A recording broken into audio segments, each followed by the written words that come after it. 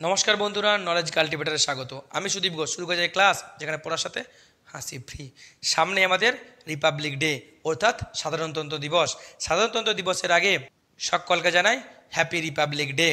Republic ডের প্রাক্কালে আজকে আলোচনা করব রিপাবলিক ডে কি, রিপাবলিক জিনিসটা কি, আর 26শে জানুয়ারিতেই কেন প্রতি বছর রিপাবলিক ডে পালন করা হয়। তো ভিডিও শুরু করার আগে অবশ্যই কমেন্ট বক্সে লিখবেন জয় হিন্দ। রিপাবলিক মানে হচ্ছে প্রজাতন্ত্র অর্থাৎ গণতন্ত্র, অর্থাৎ ভারতের যে সমস্ত শাসকরা হবে, মুখ্যমন্ত্রী বা প্রধানমন্ত্রী বা রাষ্ট্রপতি, তারা সাধারণ মানুষের দ্বারা নির্বাচিত হবে, বংশ পরম্পরায় হবে না। রাজতন্ত্রের মতো, রাজতন্ত্রে কি হয় যে বাবা রাজা থাকলে তার ছেলে হয়, তার ছেলে হয়, কিন্তু গণতন্ত্রে একজন চাষির ছেলেও কিন্তু প্রধানমন্ত্রী হতে পারে বা রাষ্ট্রপতি হতে পারে, কিংবা একজন আদিবাসী বা দলিত কিন্তু রাষ্ট্রপতি হতে পারে। এই হলো প্রজাতন্ত্র। এখন 26শে জানুয়ারি কেন প্রজাতন্ত্র দিবস পালন করা হয় তা জানার জন্য আমাদেরকে পুরো ইতিহাসটাকে জানতে হবে। ক্রোনোলজিক্যালি ইতিহাসের ঘটনাগুলো যদি আমরা জানতে না পারি, তাহলে কিন্তু বুঝতে পারবো না যে 26শে জানুয়ারি কী হয়েছিল, কেনই 26শে জানুয়ারিকে আমরা প্রজাতন্ত্র দিবস হিসাবে পালন করি। আমরা জানি যে 1858 সালে মহাবিদ্রোহ হয়েছিল, যা ভারতবর্ষের প্রথম স্বাধীনতা যুদ্ধ। তার কয়েক বছর আগে হয়েছিল কি যে সাঁওতাল বিদ্রোহ, তার কয়েক বছর পরে হয়েছিল কি নীল বিদ্রোহ। আর তখন ইংরেজরা বুঝতে পারে যে ভারতীয়দের সঙ্গে আমাদের একটা কোথাও দূরত্ব তৈরি হয়েছে, ওদের সমস্যাগুলি আমরা বুঝতে পারছি না, তাই আমাদেরকে এমন কিছু করতে হবে। ভারতীয়রা তাদের সমস্যা সেই সংগঠনকে বলে, তারা আমাদেরকে বলে। এতে কি হবে, সমস্যার দাবি পূরণ না হলে তার রাগটা ওই সংগঠনকে কিন্তু পোয়াতে হবে, আমরা কিন্তু একটা সেফটি থাকবো। আর এই নীতি ভেবেই 1885 সালে বোম্বেতে কি প্রতিষ্ঠা হয়, ইন্ডিয়ান ন্যাশনাল কংগ্রেস। কে করেছিলেন? Allan Octavian Hume. যদিও এর মাদার অর্গানাইজেশন হচ্ছে কি যে ইন্ডিয়ান ন্যাশনাল কনফারেন্স, যা তৈরি করেছিলেন কে? S N Banerjee. এরপরে 1905 সালে ভারতবর্ষের বুকে একটা বড় ঘটনা ঘটে যায়। কি ঘটনা ঘটে যায়? যে ঘটনাটি হলো পার্টিশন অফ বেঙ্গল, অর্থাৎ বঙ্গভঙ্গ কার্জনের আমলে। এর ফলে বাঙালি সহ গোটা ভারতবাসীরা কিন্তু গর্জে ওঠে, শুরু হয় বঙ্গভঙ্গ আন্দোলন। আর এই সময় 1906 সালে কংগ্রেসের কলকাতা অধিবেশনে স্বরাজ কথাটিকে প্রথম ব্যবহার করা হয়, অর্থাৎ সেলফ গভর্নমেন্ট, অর্থাৎ আমাদের ভারতকে আমরা নিজেরা শাসন করব, ইংরেজরা কেন করবে। এই সেলফ গভর্নমেন্টের প্রথম দাবি উঠে কিন্তু 1906 সালে। আর এই যে প্রতি বছর কংগ্রেসের অধিবেশন ঘটতো, সেখানে কিন্তু মূল সমস্যা নিয়ে কিন্তু দাবি তোলা হতো। এরপরে 1907 সালে আরও একটি গুরুত্বপূর্ণ ঘটনা ঘটে যায়। কংগ্রেসের সুরাট অধিবেশনে চরমপন্থী আর নরমপন্থীর মধ্যে ভাগ হয়ে যায়। চরমপন্থী কারা ছিলেন? যারা বলতেন যে আমরা আর অনুরোধ করে নয়, সরাসরি সশস্ত্রভাবে ইংরেজদের বিরুদ্ধে লড়াই করব। আর নরমপন্থীরা বলতো আমরা অনুরোধ করে, বিনয় করে আমাদের দাবি আদায় করব। আর এই চরমপন্থী নেতা ছিলেন কে? বালগঙ্গাধর তিলক, লালা লাজপত রায়। এখন 1908 সালে আরও একটি গুরুত্বপূর্ণ ঘটনা ঘটে, যা হচ্ছে আলিপুর ষড়যন্ত্র মামলা। কারা যুক্ত ছিলেন? যে যুগান্তর দল আর অনুশীলন সমিতি। কি হয়েছিল? এই মামলাতেই যুক্ত ছিল ক্ষুদিরাম বসু, যিনি মুজফ্ফরপুরে কিংসফোর্ডকে মারতে গিয়ে ধরা পড়েছিলেন এবং তার ফাঁসি হয়েছিল। একজন অগ্নি শিশুর এই বীরত্বের কাহিনী এবং তার এই ফাঁসির ঘটনা কিন্তু গোটা ভারতবর্ষকে কাঁপিয়ে দিয়েছিল।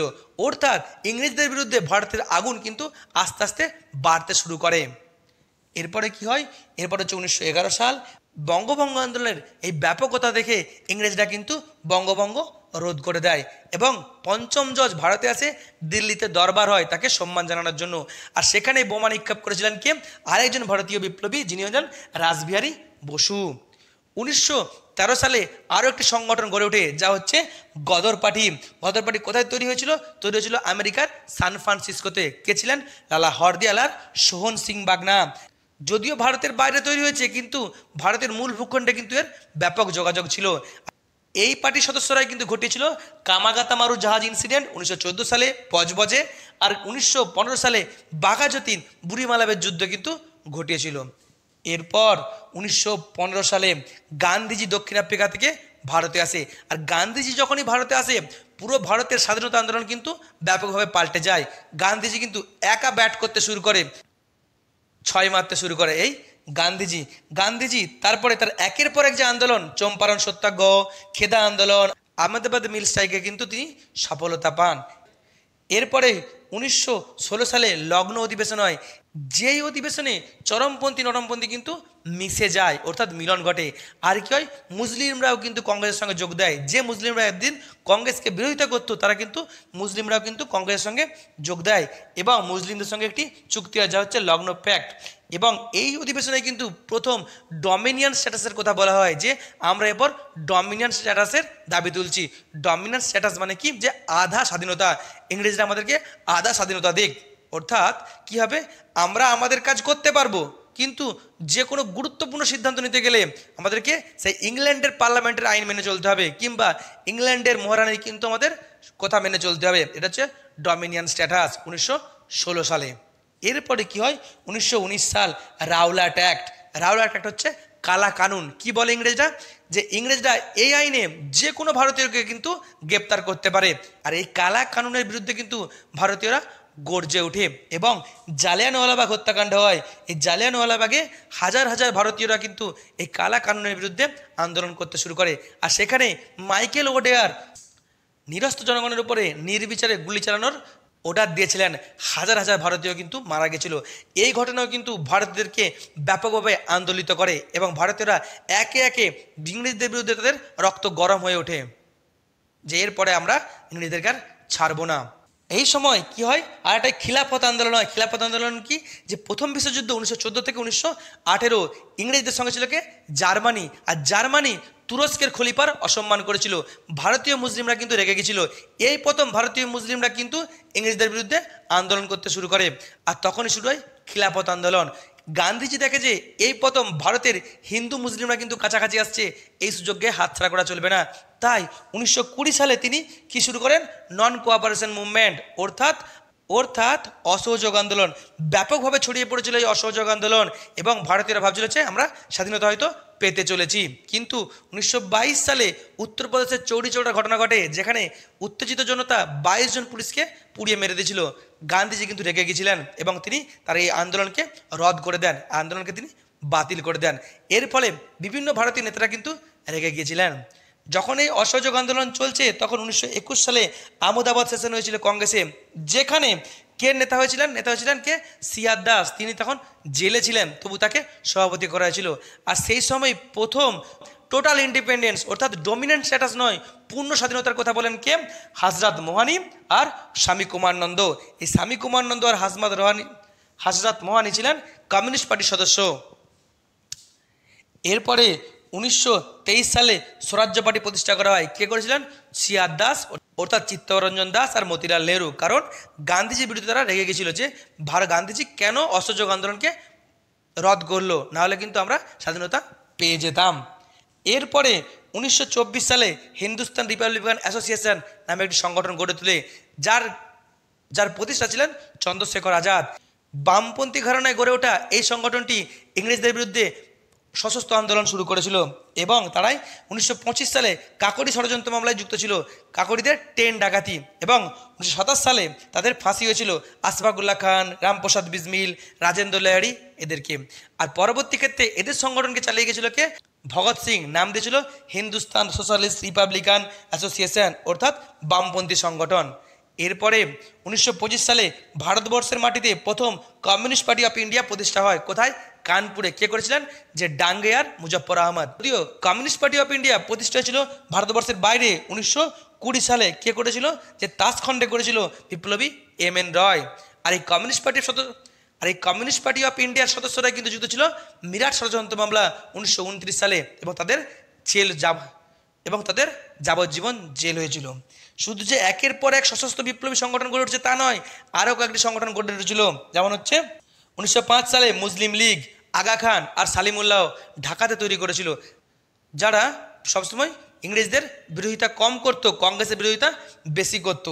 সেরকমই শুধু মুসলিমদের নয়, হিন্দুদের সংগঠনও গড়ে উঠেছিল। একটা হচ্ছে 1915 সালে হিন্দু মহাসভা করেছিল মদন মোহন মালব্য, আর 1925 সালে RSS রাষ্ট্রীয় স্বয়ংসেবক সংঘ, যা হচ্ছে হেদগার। এরা কি করতো, ইংরেজদের কম বিরোধিতা করতো আর ভারতীয় বিপ্লবীদের সঙ্গে এরা শত্রুতা করতো এবং ভারতীয় বিপ্লবীদের গোপন খবর ইংরেজদেরকে এরা দিয়ে দিত। অর্থাৎ একটি মুসলিম সংগঠন আর হিন্দু সংগঠন সবসময় ভারতীয় স্বাধীনতার এরা বিরোধিতা করেছে, ইংরেজদের সবসময় এরা তাবেদারি করেছে। এরপরে আরও একটি গুরুত্বপূর্ণ ঘটনা ঘটে। কী ঘটনা ঘটে? 1928 সালে সাইমন কমিশন ভারতে আসে। কী জন্য এসেছিল? যে সংবিধান তৈরি করার জন্য।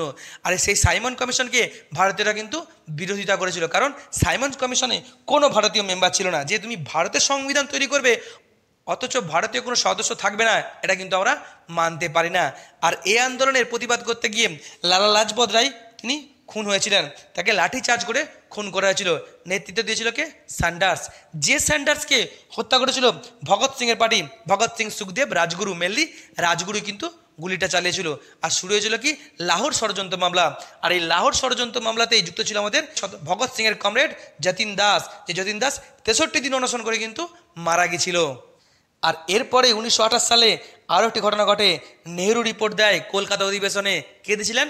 মতিলাল নেহরু, জওয়াহরলাল নেহরুর বাবা। এই নেহরু রিপোর্টে কি বলা হয়? যে প্রথম কথা, মুসলিমদের জন্য আলাদা পৃথক নির্বাচন করা হবে না। এর ফলে কিন্তু মুসলিমরা রেগে গেছিল। আর কি বলেছিল? যে ডমিনিয়ন স্ট্যাটাসের কথা। কিন্তু বাবা ডমিনিয়ন স্ট্যাটাসের কথা বলছে, কিন্তু তারই ছেলে জওয়াহরলাল নেহরু এই ডমিনিয়ন স্ট্যাটাসের ব্যাপক বিরোধিতা করেছিল। আর জওয়াহরলাল নেহরু আর তার বন্ধু সুভাষচন্দ্র বোস প্রথম টোটাল ইন্ডিপেন্ডেন্সের সিদ্ধান্ত নেয়, যে আর ডমিনেন্ট স্ট্যাটাস নয়, এবার আমাদের পূর্ণ স্বাধীনতা চাই, আধা স্বাধীনতা চাই না, আমাদের পুরো স্বাধীনতা চাই। আর এর জন্য তারা একটা সংগঠন তৈরি করেছিল যার নাম হচ্ছে ইন্ডিয়া লীগ। আর আরও একটা ঘটনা ঘটে। কি ঘটনা ঘটে? এই নেহরু রিপোর্টে মুসলিমদের পৃথক নির্বাচন বাদ দেওয়ার কথা বলে নেহরু, আর সেই কারণে কিন্তু মুসলিম লীগ রেগে গেছিল। এবং 1929 সালে মুসলিম লীগ 14 দফা দাবি দিয়েছিল। অর্থাৎ এখানেই কিন্তু মুসলিম লীগ শুরু করে যে আমাদের পৃথক রাষ্ট্র চাই। আর প্রথম পৃথক রাষ্ট্রের ধারণা কে দিয়েছিল? মোহাম্মদ ইকবাল, যে সারে জাহাঁ সে আচ্ছা হিন্দুস্তান আমরা গান গেয়েছে, সেই পৃথক রাষ্ট্রের প্রথম ধারণা দিয়েছে। আর এই যে সুভাষচন্দ্র বসু আর জওয়াহরলাল নেহরু, কংগ্রেসের ইয়াং ব্লাড, ইয়াং নেতারা পূর্ণ স্বাধীনতার কথা বলেছে। আর সেই নিয়ে কিন্তু 1929 সালে লাহোর কংগ্রেসের সভাপতি হয়েছিলেন কে? জওয়াহরলাল নেহরু। আর সেখানে প্রথম সপক্ষে অফিসিয়ালি টোটাল ইন্ডিপেন্ডেন্সের কথা দাবি তোলা হয়, খবর প্রকাশ করা হয়। এবং রাভি নদীর তীরে, রাভি নদীর জলকে হাতে নিয়ে তার শপথ নেয় যে আমরা এরপরে পরাধীন ভারতের প্রথম স্বাধীনতা দিবস পালন করব। এবং প্রতি বছর কংগ্রেসের অধিবেশন হতো কখন? হতো ডিসেম্বর মাসে, অর্থাৎ 1929 সালের ডিসেম্বর মাসে এই অধিবেশন হয়েছে। আর সিদ্ধান্ত নেওয়া হয়েছে যে এক মাসের মধ্যে, অর্থাৎ নতুন যে বছর আসছে 1930 সালে জানুয়ারি মাসের শেষ রবিবারকে আমরা পরাধীন ভারতবর্ষের প্রথম স্বাধীনতা দিবস হিসেবে পালন করব। এক মাস আগে সিদ্ধান্ত নেওয়া হলো, এক মাস ওয়েট করা হলো। কেন নেওয়া হলো?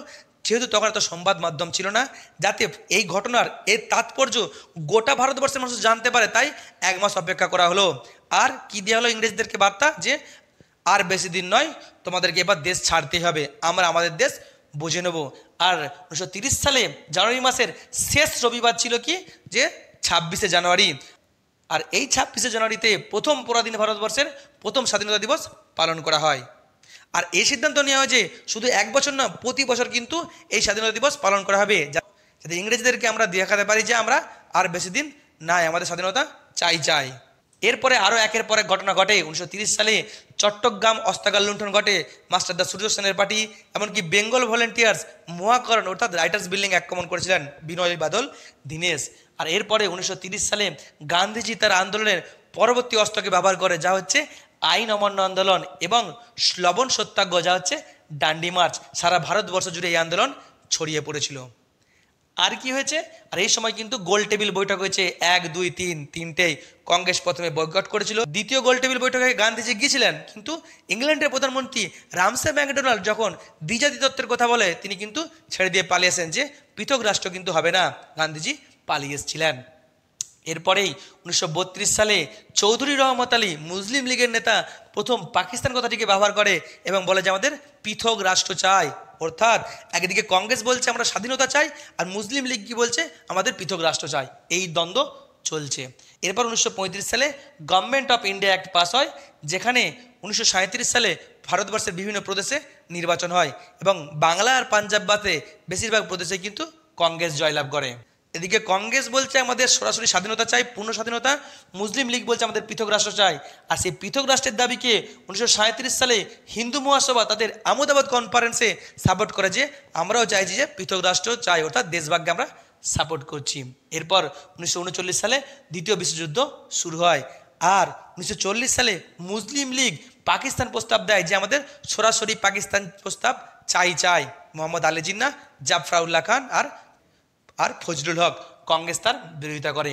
দ্বিতীয় বিশ্বযুদ্ধের সময় ইংল্যান্ডের অবস্থা খুব খারাপ হয়ে যায়, আর সেই সুযোগে গান্ধীজি কাজে লাগায় 1942 সালে ভারত ছাড়ো আন্দোলন শুরু করে। যে ভারত ছাড়ো আন্দোলনে গোটা ভারত কিন্তু একই সাথে গর্জে ওঠে এবং ভারতীয়রা স্বাধীনতার দিকে আরও এক ধাপ এগিয়ে যায়। আর কি হয়েছিল এই সময়তেই 1943 সালে নেতাজি আজাদ হিন্দ সরকার তৈরি করেছিল। কোথায় তৈরি করেছিল? সিঙ্গাপুরে। আর এই আজাদ হিন্দ বাহিনী ভারতবর্ষের আন্দামান নিকোবর দ্বীপপুঞ্জ দখল করে নিয়েছিল। আর নেতাজির এই আজাদ হিন্দ সরকারের বাহিনী ভারতবর্ষের মূল ভূখণ্ডে মণিপুরে প্রবেশ করে এবং দিল্লি চলোর ডাক দিয়েছিল, এবং সেখানেই কিন্তু ইংরেজরা ভয় পেয়ে গেছিল। ইংরেজরা দেখেছিল যার বেশি দিন নাই, এবার আমাদেরকে সময় হয়ে এসছে। আর সেই সময় ইংল্যান্ডের প্রধানমন্ত্রী ছিলেন ক্লেমেন্ট এটলি, তাকে ভারত বন্ধু বলা হয়। ভারতীয়দেরকে স্বাধীনতা দেওয়ার জন্য সমস্ত ব্যবস্থা করে ফেলেন। তখন আজাদ হিন্দ ফৌজ কিন্তু ধরা পড়ে যায়, আর তখন 1946 সালে তাদের ট্রায়াল হয়, অর্থাৎ বিচার হয়। কোথায় বিচার হয়? লাল কেল্লাতে। আর সেই সময় আরও একটি বিদ্রোহ গড়ে ওঠে, যা হচ্ছে নৌ বিদ্রোহ। কারা করেছিল? মেনলি কমিউনিস্ট পার্টির সদস্যরা। ইংল্যান্ড তো বলেছে ভারতীয়দেরকে স্বাধীনতা দিয়ে দেবো, আর স্বাধীনতা দিলে তো হবে না, যেহেতু ভারতের বিরাট বড় দেশ, অনেক জাতি, অনেক ধর্মের লোক, তাই তাদের একটা মূল সংবিধান চাই। সেই সংবিধান তৈরি করার জন্য 1946 সালে ক্যাবিনেট মিশন ভারতে এসেছিল। 3 জন মেম্বার ছিল mainly, Cripps, Stafford Cripps, AV Alexander আর হচ্ছে প্যাথিক লরেন্স। এবং তখন অন্তর্বর্তী সরকার গঠন করা হয়। অন্তর্বর্তী সরকারের মূল যে 2 মাথা ছিল, একজন হচ্ছে নেহেরু আর একজন বল্লভভাই প্যাটেল। কারণ তখন আমাদের সুভাষচন্দ্র ছিল না। 1945 সালে সুভাষচন্দ্রের অন্তর্ধান হয়ে যায়। আর যখন অন্তর্বর্তী সরকার গঠন করা হয়, তখন মুসলিম লীগ বলে হয়তো আমাদের আর পৃথক রাষ্ট্র আর হবে না। তাই কারণে তারা ডাইরেক্ট অ্যাকশনের ডাক দেয় 1946 সালে। আর বাংলা আর পাঞ্জাবে ব্যাপক রায়ট হয়, ব্যাপক মানুষ মারা যায় এই দাঙ্গাতে। গান্ধীজি খুব রেগে গেছিলেন। গান্ধীজি আর খান আব্দুল গাফ্ফর খান শেষ পর্যন্ত চায়নি যে ভারত ভাগ হোক। যদিও পরিস্থিতি যখন কঠিন হয়ে যায়, কংগ্রেস দেখে নেয় যে এত দাঙ্গা, এই দাঙ্গাকে একমাত্র আটকাতে পারে ভারত ভাগ। তাই কংগ্রেস কিন্তু বাধ্য হয়ে ভারত ভাগকে কিন্তু মেনে নিয়েছিল। 1946 সালে গণপরিষদ গঠিত হয়। কী কারণে? সংবিধান তৈরি করার জন্য। এই সদস্যদেরকে বিভিন্ন প্রদেশ থেকে ইনডাইরেক্টলি নির্বাচিত করা হয়েছিল, এবং পার্লামেন্টের সেন্ট্রাল হলে প্রথম অধিবেশন বসেছিল 1946 সালের 9 ডিসেম্বর। সেখানে 389 জন মেম্বার ছিল। প্রেসিডেন্ট প্রথম হয়েছিলেন সচ্চিদানন্দ সিনহা, তারপরে ছিলেন রাজেন্দ্র প্রসাদ, উপদেষ্টা ছিলেন বিএন রাও। এই বিএন রাও ছিলেন খুব পণ্ডিত মানুষ। বিভিন্ন দেশ থেকে সংবিধানের মূল জিনিসগুলো তিনি সংগ্রহ করে নিয়েছিলেন এবং ভারতবর্ষে সেগুলিকে সুন্দরভাবে তিনি প্রয়োগ করেছিলেন। আর এই সংবিধান রচনায় সবথেকে গুরুত্বপূর্ণ দায়িত্ব ছিল বি.আর. আম্বেদকরের। তিনি ছিলেন ড্রাফটিং কমিটির চেয়ারম্যান। সমস্ত গুরুত্বপূর্ণ সিদ্ধান্ত বি.আর. আম্বেদকর নিয়েছেন, এবং যেখানে সমস্যা দেখা দিয়েছে তারও কিন্তু তিনি সমাধান করেছেন। তাই বি.আর. আম্বেদকরকে বলা হয় ভারতের সংবিধানের জনক। তিনি আমাদেরকে এমন একটা অস্ত্র দিয়ে গেছেন যা হলো সংবিধান, যার জন্য কিন্তু আমরা বেঁচে আছি। যখনই অত্যাচার হবে তখন আমাদের অস্ত্রকে এই বি.আর. আম্বেদকরের সংবিধান। এরপরে 1947 সালে ভারত ভাগ হয়ে যায় এবং সদস্য সংখ্যা 389 থেকে 299 নেমে চলে আসে, কারণ পাকিস্তানের সদস্য সংখ্যাটা বাদ পড়ে যায়। এবং ভারতবর্ষের স্বাধীনতা হয় 1947 সালে 15ই আগস্ট। যদিও 15ই আগস্ট স্বাধীনতা হয়ে যায়, কিন্তু ইংরেজরা কিন্তু রাতারাতি চলে যায়নি। ইংরেজরা বলে স্বাধীনতা তোমাদেরকে দিয়ে দিলাম, যতদিন না তোমাদের সংবিধান রচনা হচ্ছে ততদিন কিন্তু আমরা থাকবো, কিন্তু এই যে 2-3 বছর আমরা থাকবো, আমরা কিন্তু নতুন করে কোনো আর আইন তোমাদের জন্য তৈরি করব না, এমনকি কোনো প্রশাসনিক সিদ্ধান্ত কিন্তু নেব না, তোমাদেরকেই করতে হবে, আমরা শুধু দাঁড়িয়ে দেখে যাব। 1947 সালের 15ই আগস্ট ভারত স্বাধীনতা পেয়ে গেল, কিন্তু তারপরেও 1948 সাল, 1949 সাল, সেই 26শে জানুয়ারি, যেটাকে 1930 সালে পরাধীন ভারতবর্ষের স্বাধীনতা দিবস হিসেবে পালন করা হয়েছিল, সেই 26শে জানুয়ারি ভারতের স্বাধীনতা দিবস পালন কিন্তু চলতে থাকলো, বন্ধ হয়ে যায়নি এবং চলতেই থাকে। কিন্তু 15ই আগস্টের স্বাধীনতা দিবস আবার 26শে জানুয়ারি একটা স্বাধীনতা দিবস, একটা কনফিউশন তৈরি হতে পারে। সেই কারণেই ভারতীয় নেতারা কিন্তু অপেক্ষা করলেন একটা গুরুত্বপূর্ণ সিদ্ধান্ত নেওয়ার জন্য। কী সিদ্ধান্ত নেওয়ার জন্য? যে ভারতীয় সংবিধান 1949 সালে 26শে নভেম্বর কিন্তু লেখা কমপ্লিট হয়ে যায়, তাই 26শে নভেম্বরকে বলা হয় ভারতের সংবিধান দিবস।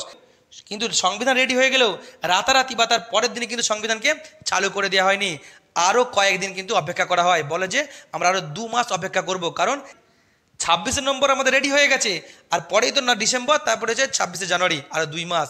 এই 2 মাস আমাদের অপেক্ষা করতে পারবে। আর সেই দিনই আসছে গুরুত্বপূর্ণ দিন, যে দিন 1930 সালে প্রথম পরাধীন ভারতের স্বাধীনতা দিবস পালন করা হয়েছিল। তাহলে ওই দিনটাতে আমরা সংবিধান শুরু করব। তাহলে কি হবে? 15ই আগস্ট স্বাধীনতা দিবস নিয়ে কোনো সমস্যা হবে না।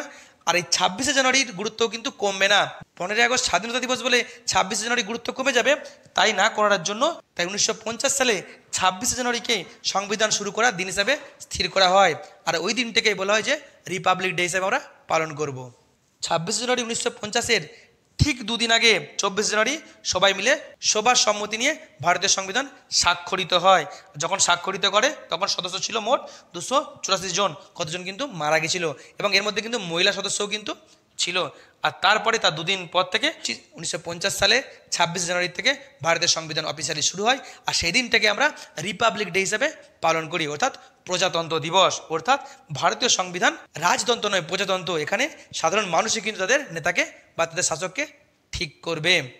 আর তারপরে 1951 সাল আর 52 সালে ভারতবর্ষে ইলেকশন হয় এবং 1952 সালে স্বাধীন ভারতের প্রথম প্রধানমন্ত্রী হন জওহরলাল নেহরু। এই হলো রিপাবলিক ডের ভিডিও। কেন 26শে জানুয়ারিকে ভারতবর্ষে রিপাবলিক ডে হিসেবে পালন করা হয় তার কারণ। আর কি দেখলাম, এত সংগ্রামের পরে, ভারতীয় বিপ্লবীদের আত্মত্যাগের পরে আমরা স্বাধীনতা পেয়েছি। তাহলে কি দেখলাম, এত বিপ্লবীদের সংগ্রামের পরে আমরা স্বাধীনতা পেয়েছি, অথচ স্বাধীন ভারতে আমরা কি দেখছি যে সেই বিপ্লবীদের ইতিহাসের কথা, আত্মত্যাগের কথা আমরা মনে রাখছি না। আমরা নিজেদের স্বার্থের জন্য আমরা কি করছি, আমরা রাজনীতি করছি, আমরা ধর্মের নামে হানাহানি করছি, উঁচু জাতির লোক দলিতের উপর অত্যাচার করছে, কৃষকরা আজকে বেহাল অবস্থা, শ্রমিকের আজকে বেহাল অবস্থা। এই ভারতবর্ষের স্বপ্ন কিন্তু নেতাজি সুভাষচন্দ্র বসু দেখেননি, বি.আর. আম্বেদকরও দেখেননি এবং গান্ধীজিও দেখেননি ও ভগৎ সিংও দেখেনি। তারা চেয়েছিল এমন একটা ভারতবর্ষ যেখানে ধর্মের নামে হানাহানি হবে না, জাতের নামে হানাহানি হবে না, যেখানে শ্রমিক কৃষকের অবস্থা খুব ভালো হবে, যেখানে কুসংস্কার নয় বিজ্ঞানের চর্চা হবে, যেখানে শিক্ষায় ও বিজ্ঞানে উন্নতি হবে এবং শিক্ষিত বেকারদের চাকরি হবে। তাই 2024 সালে রিপাবলিক ডের প্রাক্কালে ভারতবর্ষ থেকে ধর্মের নামে হানাহানি, জাতের নামে হানাহানি মুছে যাক, ধর্মের নামে রাজনীতি মুছে যাক, হিন্দু মুসলিমের সম্প্রীতি রক্ষা হোক। বিশ্বের দরবারে ভারত বিজ্ঞানে এগিয়ে যাক, খেলায় এগিয়ে যাক, শিক্ষায় এগিয়ে যাক, সংস্কৃতিতে এগিয়ে যাক, অর্থনীতিতে এগিয়ে যাক এবং দেশের স্বাধীনতার জন্য আত্মত্যাগকারী এই বিপ্লবী ও মনীষীদের আদর্শেই নতুন ভারত গড়ে উঠুক। ভিডিওটি এখানে শেষ হলো। ভিডিওটি যদি ভালো লাগে তবে অবশ্যই লাইক, কমেন্ট, শেয়ার এবং চ্যানেলটি সাবস্ক্রাইব করতে ভুলবেন না। আবার দেখা হবে নতুন একটি ভিডিওতে। ততক্ষণ পড়তে থাকুন, হাসতে থাকুন। ইনকলাব জিন্দাবাদ, বন্দে মাতারাম, জয় হিন্দ।